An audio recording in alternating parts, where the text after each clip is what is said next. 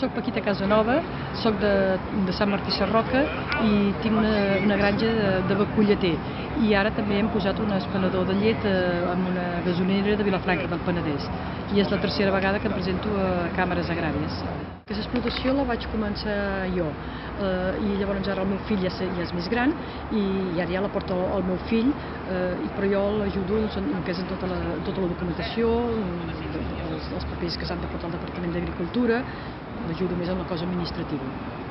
Jo soc molt partidari del quilòmetre zero. És una opció que tenen la gent de poder comprar un producte fresc, poder aprofitar-se d'aquest producte que, per exemple, la llet que és munyida del dematí i que al migdia la puguin tenir ja pel vespre o al vespre per l'endemà de matí, això és un luxe.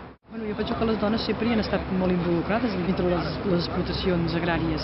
El que passa és que abans eren els homes els que tenien més protagonisme, les dones abans estaven més en un lloc més invisible i ara surten més. Jo penso que és important presentar-se a les càmeres agràries perquè la unió fa la força i una persona sola no és res i amb unitat pots tirar endavant els problemes que es puguin tenir les explotacions.